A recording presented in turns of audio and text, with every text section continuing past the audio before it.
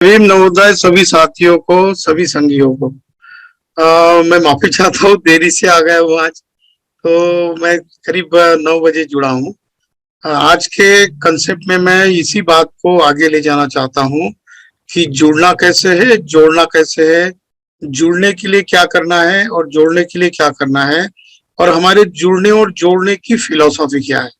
इसका मतलब with people समन संघ की क्या फिलॉसफी है, हमारी क्या स्ट्रैटेजी होनी चाहिए, जिससे कि हमारा विद पीपल समन संघ दिन ब दिन लगातार प्रगति करता रहे। बाबा साहब अम्बेडकर ने जो वॉल्यूम 17 लिखा है स्पीचेस का, उसमें एक बहुत ही क्रांतिकारी बाबा साहब का एक विधान है। वो लिखते हैं कि I firmly believe that my people will sacrifice anything for the establishment of the Dhamma. मैं पूरा विश्वास रखता हूं कि मेरे लोग इस देश में धम्म की स्थापना के लिए कुछ भी करने के लिए तैयार रहेंगे। ये विश्वास बाबा साहब ने जब 1956 में जो हमें 14 अक्टूबर को दीक्षा दी थी नागपुर में, उससे पहले कही थी। ये इसीलिए बाबा साहब ऐसा कहते हैं। और इसका मतलब विद पीपल समन संघ की फिलॉसफी से कैसा है, इसके ऊपर मैं संक्षिप्त में बात रखूंगा। दूसरी बात मैं रखूंगा कि बाबा साहब ने जो संविधान, जिसको हम विद पीपल समन संघ का लीडर मानते हैं, तो उस संविधान की अभी क्या हालत है। क्या हमारा लीडर अभी स्वस्थ है? क्या हमारे लीडर में अभी कैपेसिटी है कि विद पीपल समन संघ की फिलॉसफी को, स्ट्रेटेजी को और हमारे आने वाले भविष्य के प्रोग्राम्स को, ये हमारा लीडर भारत का संविधान हमको और बड़ी ताकत देगा। तो ये दो बातें होगी। जैसा कि मैं बार बार कहता हूं कि बाबा साहब ने दो चीजें दी है, इन दो चीजों के ऊपर अगर विद पीपल समन संघ के सभी समन बहन और भाई गहराई से सोचकर काम करते हैं, वो पहली चीज है कि भारत का संविधान। तो संविधान समझने के लिए सबसे पहली बात है, संविधान में क्या लिखा है, इसका अगर इम्प्लीमेंटेशन नहीं होता है तो हमको सबसे पहले संविधानवाद को समझना होगा, कॉन्स्टिट्यूशनलिज्म। बाबा साहब ने जो कॉन्स्टिट्यूशन असेंबली डिबेट में जितने भी भाषण दिए, जितने भी सवालों के जवाब दिए, जितने भी कॉन्स्टिट्यूशन असेंबली के लिए सजेशंस आए थे, करीब करीब 7,000 लोगों ने सजेशंस दिए थे। उसमें से 2,400 जो सजेशंस थे वही दखल पात्र थे, उन्हीं का जवाब बाबा साहब ने बहुत ही अच्छी तरीके से दिया है। जैसे कि विद पीपल समन संघ में कुछ लोग जुड़ने के बाद, बहुत दिन होने के बाद भी ऐसे अटपटे सवाल कर देते हैं कि जिससे ऐसा लगता है कि क्या इनको विद पीपल समन संघ की फिलॉसफी, थ्योरी, स्ट्रेटेजी और प्लानिंग समझ में आई है क्या। तो ये बातें समझने के लिए हमको बाबा साहब ने जो सेंटेंस मैंने बताया कि मैं विश्वास करता हूं कि मेरे लोग इस देश में धम्म की स्थापना के लिए कुछ भी करने के लिए तैयार होंगे, ये विश्वास बाबा साहब ने उस वक्त व्यक्त किया था जिस वक्त बाबा साहब धम्म की कन्वर्शन करने की गहराई से सोच रखते थे। और उसी वक्त अभी अभी भारत का संविधान 1950 में 26 जनवरी में इस देश ने पहली बार अडॉप्ट किया था, जिसका की बेस ये था कि जो विषमवादी व्यवस्था है उसको ठुकरा कर केवल बाबा साहब की फिलॉसफी पर, जो कि उन्होंने संविधानवाद में रखी थी, क्योंकि 2 साल 11 महीने और 17-18 दिन तक संविधान का पूरा लिखान और उसकी चर्चा चली। उस लिखान और चर्चा के बाद संविधान सामने आया, वो अडॉप्ट हुआ। और वो जो पहली विषमवादी व्यवस्था थी, उस विषमवादी व्यवस्था को रोककर हमने समता पर आधारित व्यवस्था का निर्माण करने का वचन लिया था 26 जनवरी से। और साथ ही साथ हमें कभी आदत नहीं थी हमारे देश को कि सभी लोग इकट्ठा आएंगे, सभी लोग समान होंगे, सभी लोगों को स्वतंत्रता मिलेगी, सभी लोग अपने अपने बीच भाईचारा बनाए रखेंगे। ये तो 26 जनवरी 1950 से पहले सपने में भी नहीं देखा जा सकता था एससी, एसटी और ओबीसी लोगों के बारे में। हमारे पुरखे 26 जनवरी 1950 से पहले ये फर्मली बिलीव नहीं करते थे कि हमको स्वतंत्रता मिली है। वो ये भी नहीं समझ पाते थे कि क्या हमको समता अभी दृष्टिपथ में है, क्या भविष्य में हमको क्षमता मिलेगी? और उनको ये तो दूर की बात बनी थी कि क्या हमको बंधुत्व का हमारे साथ आचरण होगा। ये इतना सारा अंतर केवल 2.5 साल की गंभीर चर्चा के बाद एक इंसान अपनी बुद्धिमत्ता के ऊपर, अपनी इंटेलेक्ट के आधार पर सारे संसद को चुप कराता है।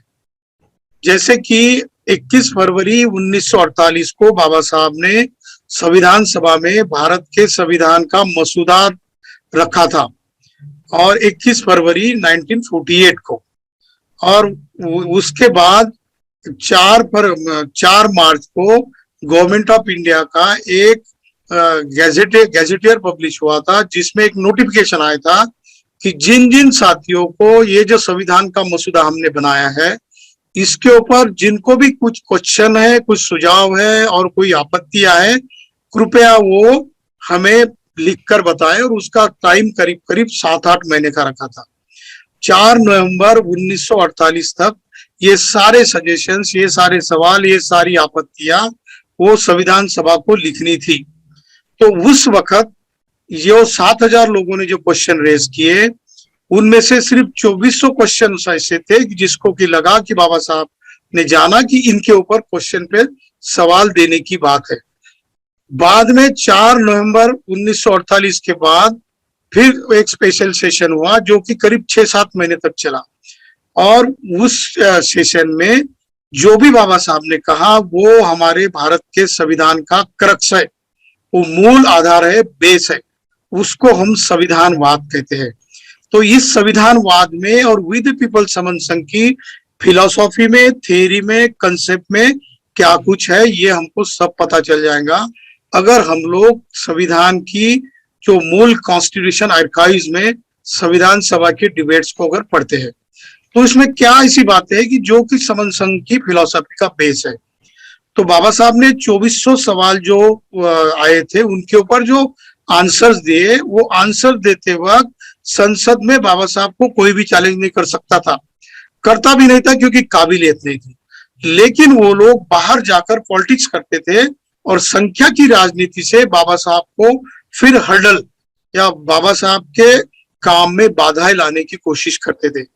चोरों का ऐसा ही होता है, जो झूठ होते हैं, जिनके मन में छल कपट होता है, वो सामने आकर युद्ध नहीं करता, वो सामने आकर आपका सामना नहीं करता, वो पीछे से वार करता है, क्योंकि उसकी आदत होती है, उसको ये पता होता है कि मैं अगर सामने चला जाऊं तो निश्चित मेरी हार बिल्कुल है, इसीलिए वो पीछे से वार करता है। तो ये संविधानवाद बनाते वक्त बाबा साहब ने खुलकर आंसर दिया, और बाबा साहब चैलेंज करते थे कि मैं जो बोल रहा हूं इसको आप संविधान सभा में मेरे सामने बोलो, पीछे से वार मत करो। तो ऐसी ही हिम्मत किसी की नहीं थी, वैसी ही स्टेज आज विद पीपल समन संघ की आई हुई है। हम लोग दिन ब दिन जो कंसेप्ट बताते हैं, जो फिलॉसफी बताते हैं, हम दिल से बताते हैं जो भी बात है, और खुलकर भी बताते हैं। और इसका परिणाम ये होता है कि हम जो भी ऑफलाइन मीटिंगें करते हैं उसमें लोगों का इतना ज्यादा रिस्पांस आता है कि हम अगर 500 की मीटिंग तय करते हैं तो 600-700 में 1.5 गुना, कभी कभी 2 गुना तक संख्या आ जाती है। इसका मतलब है कि हम हमारी जो विद पीपल समन संघ की जो इज्म या फिलॉसफी बेस कर रहे हैं उसको पब्लिक ने बहुत ही अच्छे ढंग से सराहा है, ये बात सामने आती है। तो कौन सी बात है कि जो बाबा साहब ने संविधानवाद में रखी थी, संविधान लिखते वक्त और एडॉप्ट करते वक्त लिखी थी, जिसके की बल पे बाबा साहब के एक अकेले के इंटेलेक्ट के भरोसे पर संविधान तैयार हुआ और वो इम्प्लीमेंटेशन के लिए आया। लेकिन संविधान लिखने में उन लोगों ने बहुत विरोध किया, उनकी चली नहीं। बाबा साहब ने जो सोचा था उससे कभी 70, 80, 90% उसमें बात आ गई। अब वो संविधान को रूल करने की बात आ गई। 26 जनवरी 1950 के बाद उस संविधान का आचरण करने के लिए, उस संविधान को इम्प्लीमेंट करने की बारी आई। लेकिन यहाँ पर डेमोक्रेसी में संख्या के आधार पर सब कुछ चलता है। तो जिसकी ज्यादा संख्या होती है, या फिर जिसके ज्यादा हेड काउंट होते हैं, या फिर जो लोग वोट बॉक्स में अपना जितना ज्यादा वोट डालते हैं, उसी के ऊपर निर्भर होता है कि वो लोग शासन चलाए और वो लोग संविधान का इम्प्लीमेंटेशन करें। तो बात ऐसी हुई 1952 में जो पहला इलेक्शन हुआ लोकसभा का, उस वक्त उन्होंने जानबूझकर बाबा साहब को इसीलिए सामने चुनकर आने नहीं देने के लिए स्ट्रेटेजी बनाई, क्योंकि उनको पता था कि ये इस इंसान को जितना संविधान के बारे में जानकारी है, जितना ये जानता है, ये अगर लोकसभा में चुन कर आ जाता है तो हमारे जो हेतु और उद्देश्य कपट नीतियां है वो ये संभव करने नहीं देगा। इसीलिए उन्होंने बहुत ही बढ़िया स्ट्रेटेजी बनाकर उनके खिलाफ एक चौथी पढ़ा लिखा हुआ आदमी, बोरकर नाम था उसका, भंडारा मतदार संघ में, जो विदर्भ में नागपुर के बगल में, वहां पर खड़ा किया। और नेहरू ने ऐसा बताया, उस बोरकर ने इंटरव्यू में बाबा साहब को खुद बताया है कि मुझे 25,000 रुपए दिए थे प्रचार प्रसार करने को और लोगों को बांटने के लिए। अब उस वक्त की 25,000 रुपए की कीमत भी आज की करीब करीब 1-1.5 करोड़ की कीमत के बराबर है, अगर हम लोग उसका वैल्यूएशन देखते इकोनॉमिक टर्म से। तो बाबा साहब को गिराने के लिए लोकसभा में उन्होंने स्ट्रेटेजी इसलिए बनाई क्योंकि वो संसद में अंदर जाकर बाबा साहब का विरोध नहीं कर सकते थे, उनका इंटेलेक्ट कम था। अब हमको यही बात करनी है। आज हम लोग, जैसे कि आज हम 138 लोग जुड़े हैं, हमारी संख्या चाहे कितनी भी हो, 400, 450, 138 हो, कोई फर्क नहीं पड़ता। लेकिन क्या ये 138 लोग, जैसे कि बाबा साहब ने अकेले के इंटेलेक्ट के भरोसे पर सबको आंसर देने की क्षमता बाबा साहब रखते थे, क्या आज के उपस्थित लोगों में, 138 लोगों में वो काबिलियत है? ये ज्यादा इंपॉर्टेंट सवाल है। अगर हम लोग ये 138 लोग ये काबिलियत रखते हैं कि वी द पीपल समन संघ के बारे में, उसकी फिलॉसफी के बारे में और उनके हेतु और उद्देश्य के बारे में, चाहे हमारे सामने कितना भी दुनिया का बड़ा ज्ञानी क्यों ना आए, हम उसको समर्थता से अपने ढंग से उसको आंसर दे सके, ये बात हमको करनी है। यही संविधानवाद से हम लोग वी द पीपल की फिलॉसफी में अडॉप्ट कर सकते हैं। अब 1950 के बाद जब 70 साल का दौर गुजर गया, बाबा साहब ने जो संविधान में जो रूल्स रेगुलेशंस और जो philosophy, fundamental rights, directive principle of state policies और गवर्नमेंट के रूलिंग के जितने भी रूल्स बनाए थे, वो क्या रूल ऑफ लॉ बने हैं? क्योंकि बाबा साहब कहते हैं कि देश केवल लोगों से नहीं चलता, लोगों के बीच में जो संविधान आया है, क्या वो संविधान रूल ऑफ लॉ बन गया है? इस बात पर निर्भर करता है कि इस देश का शासन कैसे चल रहा है, चलाने वाले लोग इस संविधान को कैसा चला रहे हैं। तो पिछले 70 साल में जो संविधान में जो निहित बातें थी, जिसकी अपेक्षा भारत, बाबा साहब को इस देश को एक समर्थ राष्ट्र बनाना था, और बाबा साहब अगर बचे हुए 7 साल में, 1956 में चले गए बाबा साहब, महापरिनिर्वाण हो गया, तो 6 साल में से सिर्फ 2 साल ही बाबा साहब फिर राज्यसभा के सदस्य बने, क्योंकि जब पहला, दूसरा, तीसरा, चौथा अमेंडमेंट आया तो लोगों को ये महसूस हुई जरूरत कि अरे अंबेडकर लोकसभा में नहीं है, राज्यसभा में नहीं है, अब कैसा करेंगे? अब तो संविधान में ये अमेंडमेंट करना जरूरी है, और अगर हमने गलत संविधान में अमेंडमेंट किया तो वो तो लोकसभा में भी, राज्यसभा में नहीं है, वो अगर सही ढंग से बोल देता है तो हमारी खटिया खड़ी भी हो सकती है। इसलिए उनको अपने हितों के लिए राज्यसभा में बाबा साहब को ले लिया गया। ये फिर 52 के बाद बाबा साहब आए, जो 1957 तक बाबा साहब की राज्यसभा की मेंबरशिप कंटिन्यू थी। उससे पहले ही बाबा साहब का महापरिनिर्वाण हुआ। ये बातें इसीलिए जरूरी है कि वी द पीपल समन संघ के लोगों को जुड़ने और जोड़ने के लिए हमारे बीच में यहाँ पर उपस्थित जो 143 जो लोग हैं, इनको क्या वी द पीपल समन संघ की जुड़ने और जोड़ने की बैकग्राउंड की फिलॉसफी पता चली है? इसके ऊपर निर्भर करेगा कि हम लोग 10,000 लोगों को जोड़ना है या 1 लाख लोगों को जोड़ना है या 1 करोड़ लोगों को जोड़ना है। क्योंकि जैसे मैंने उस दिन कहा कि एक लेस जिबलिन नाम का जो लेखक है, उसने किताब लिखी है स्किल विद पीपल, लोक व्यवहार में कुशलता। लोगों को कैसे जुड़ना और जोड़ना, इसका भी एक तंत्र होता है। तो यही तंत्र हम संविधान से सीखते हैं। इसीलिए हमको संविधान के जो संविधानवाद है उसको समझने की जरूरत है। दूसरी बात बाबा साहब ने जो कही कि मैं विश्वास करता हूं कि मेरे लोग धम्म को इस्टेब्लिश करने में कुछ भी कर सकते हैं, तो ये भी बात बाबा साहब ने कही है। तो क्या हम इस बाबा साहब के वचन को, इस विधान को हमने धरातल पर खरा उतारा है? तो आज ये दोनों बातों का आंसर नहीं, यही है। क्योंकि संविधान ने जो लिखा था बाबा साहब ने, उसको इम्प्लीमेंट करने के लिए हम तो सत्ता में नहीं थे, इसलिए उसको इम्प्लीमेंट कैसे करना, बाबा साहब कहते 25 नवंबर की रात को 1950 को कि ये डिपेंड करता है कि कौन संविधान चला रहा है, और कितना भी अच्छा क्यों ना हो संविधान, अगर वो चलाने वाला गंदा आदमी है, द मैन वॉज वाइल। संविधान ये गलत नहीं है, संविधान is not wrong, but the ruling man if he is while, वो अगर विकृत है तो विकृत ही अर्थ निकालेगा।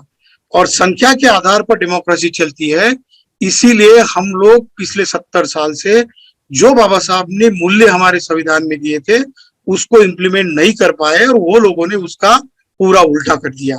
अब ये हुआ क्यों और हुआ कैसा? ये इसीलिए हुआ क्योंकि डेमोक्रेसी में हेड काउंट पर ज्यादा महत्व है, और जितने भी वोट बैलेट बॉक्स में पड़े हैं, अभी तो उनके पास ऐसा एक साधन आ गया कि आपके वोट भी नहीं चाहिए उनको, ना आपका कुछ मत चाहिए, कुछ भी नहीं, उनके पास एक मशीन है, वो उसका इलाज करेंगे। आप उनको हाँ कह दो, ना कह दो, वो जिसको चुन कर लाना है वो ला सकते हैं। इसका मतलब है कि आपके फंडामेंटल राइट्स में जो आपको दिए हुए मूलभूत अधिकार है, उसका वो जैसे चाहे वैसे तरोड़ मरोड़ कर वो उनका इस्तेमाल करते हैं। अभी पिछले 70 साल में हम लोग देखते हैं कि संविधान की कौन कौन सी बातें हमारे बीच में से हाथ से निकल चुकी है। आर्टिकल 14 को देखो, आर्टिकल 14 में ऐसा कहा गया है कि इस देश का हर नागरिक इक्वेलिटी बिफोर लॉ, जो कानून के सामने एक जैसा है, समान है। तो क्या अभी ये संभव है, अगर हम इसमें जाते कोर्ट ऑफ लॉ में, तो क्या हमको इक्वेलिटी से न्याय मिलता है?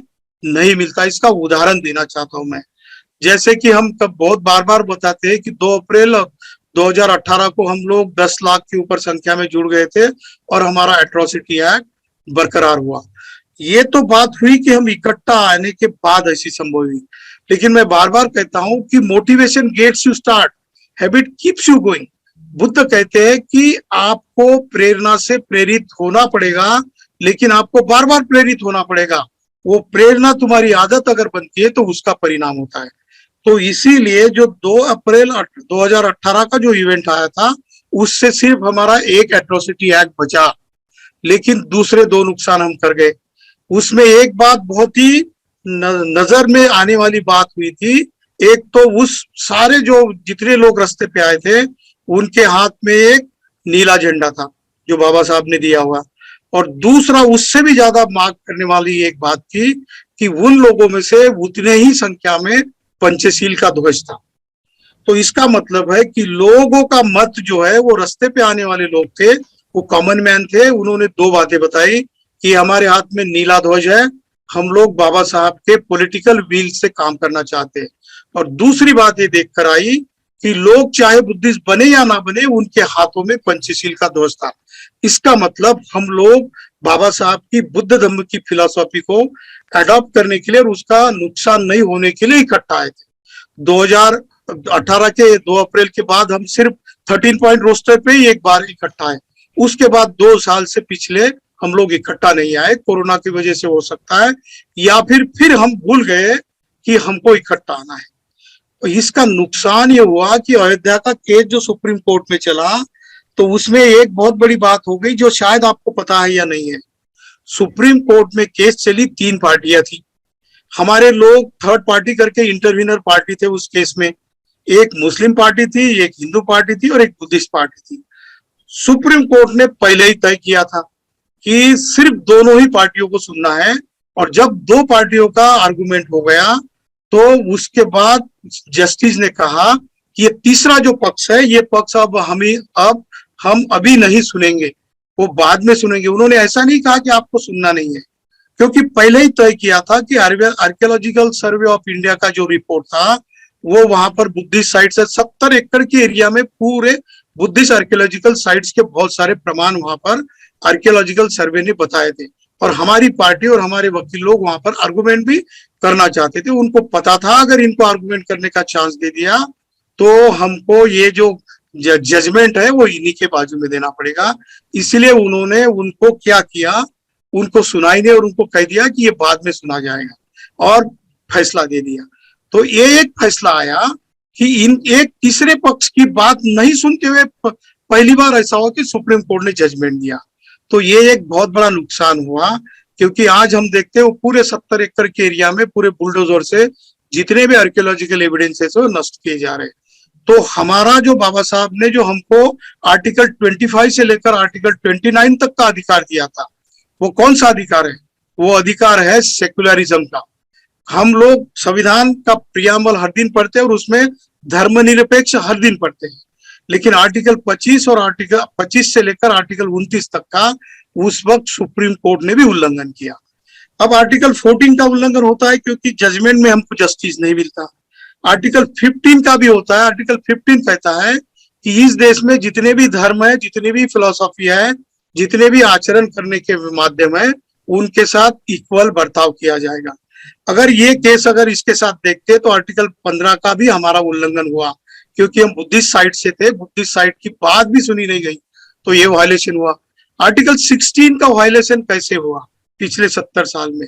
आर्टिकल 16 ये कहता है कि जो आर्टिकल 14 और 15 में जो बात दी है इक्वालिटी की, वो रिलीजियस इक्वालिटी और वो लीगल इक्वालिटी की, वो बात 16 में कही है कि वो इक्वालिटी नहीं है। इसीलिए 26 जनवरी 1950 के बाद इक्वालिटी सोशली और इकोनॉमिकली लाने के लिए आर्टिकल 16 आपको गारंटी देता है, और जो लोग पिछड़े हैं उनको आरक्षण दिया जाता है। तो आर्टिकल 16 को भी दांव पे लगा दिया गया और सारे के सारे आरक्षण हमारे अभी खत्म होने को आए, खत्म हो चुके हैं।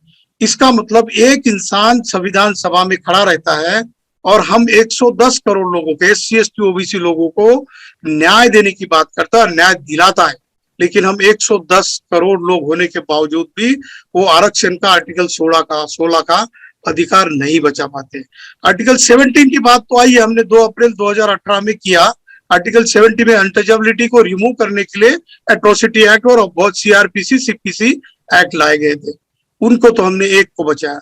आर्टिकल 18 की बात है। आर्टिकल 18 कहता है कि जो राजा महाराजा है और जो भिखारी है, गरीब से गरीब आदमी है, उसको 1 मैन 1 वोट, एक ही वोट मिलेगा।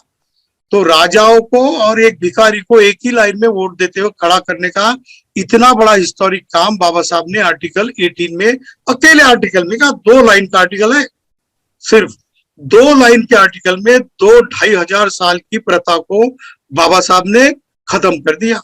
आर्टिकल 90 में तो फंडामेंटल राइट्स है, जो कि आपको लिखने की आजादी है, बोलने की आजादी है, कहीं भी स्टेट खरीदी करने की आजादी है, कहीं भी जॉब करने की आजादी है, जैसा भी रहना चाहो, लेकिन स्वतंत्रता, समता और बंधुत्व के नियम पर आप कैसे भी रह सकते हो, ये भी फंडामेंटल आपके राइट्स है आर्टिकल 19 में। तो आर्टिकल 14 से 18 तक इक्वालिटी के राइट है।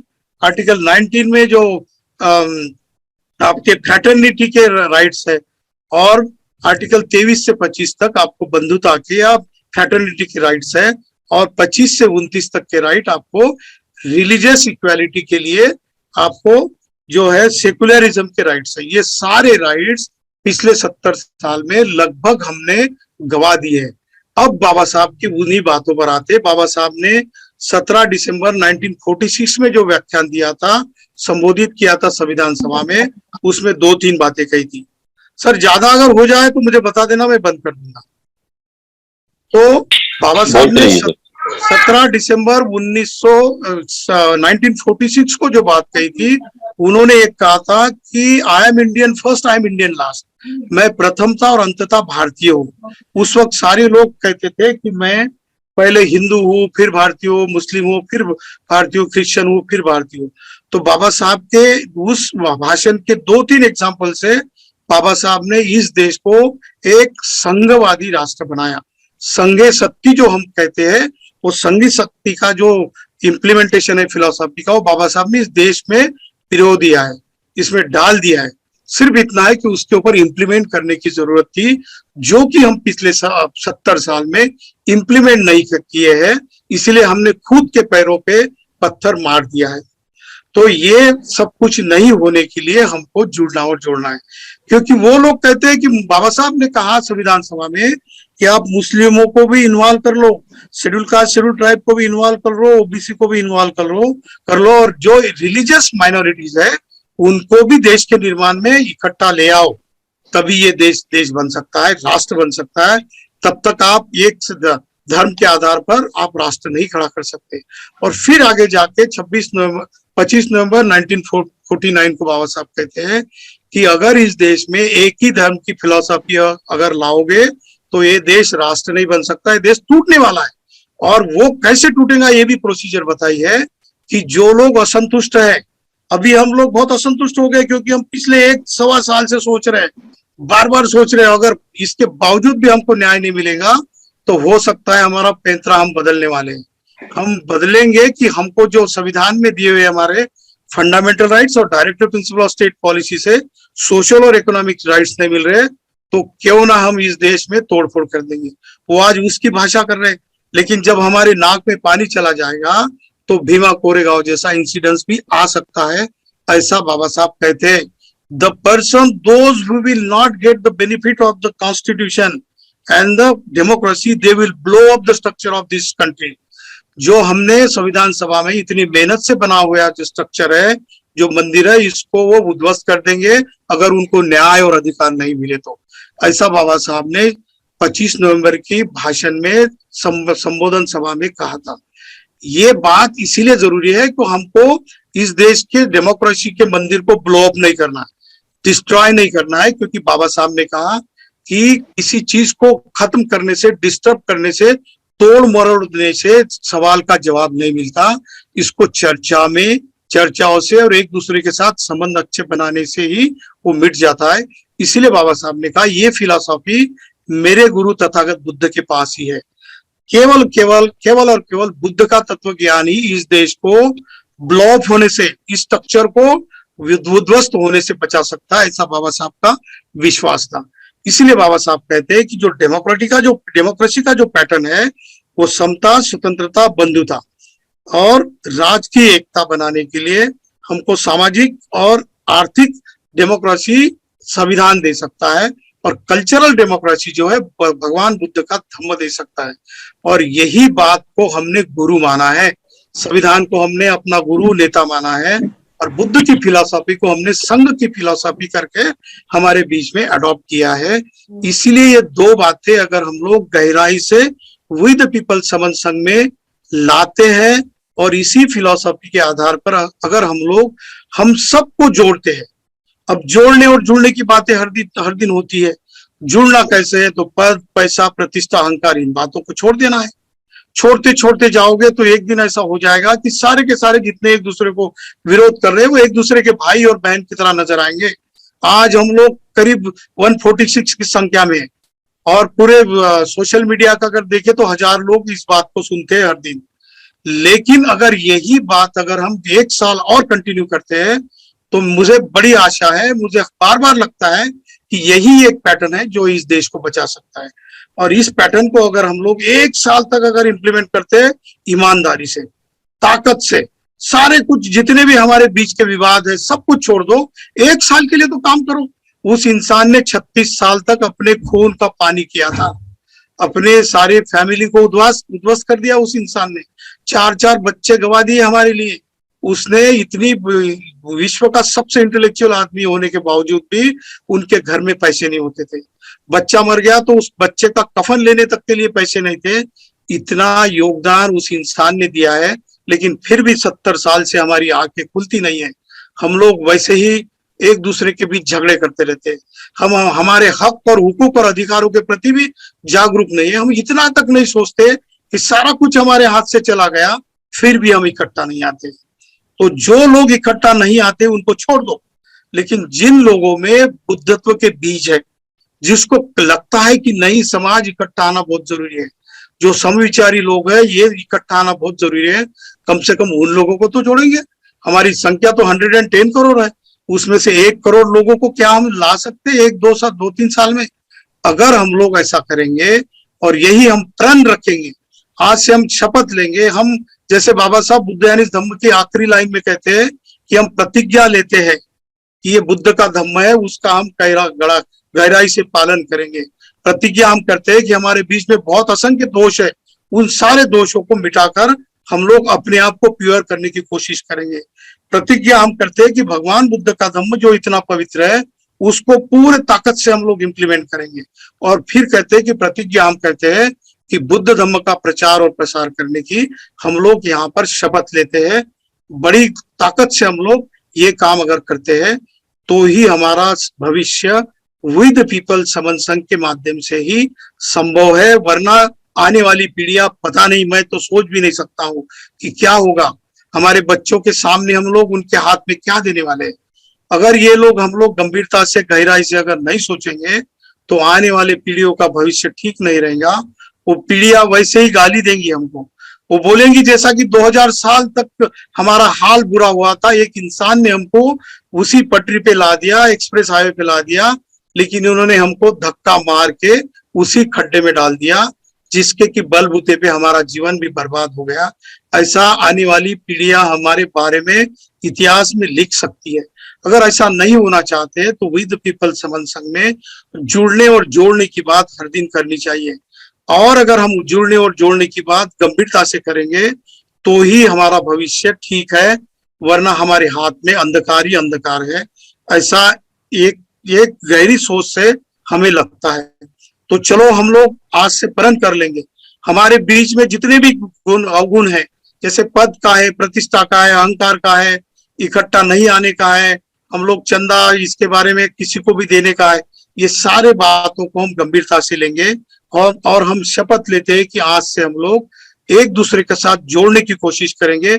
हम एक कुटुंब की तरह, एक फैमिली की तरह एक दूसरे के साथ जुड़ेंगे।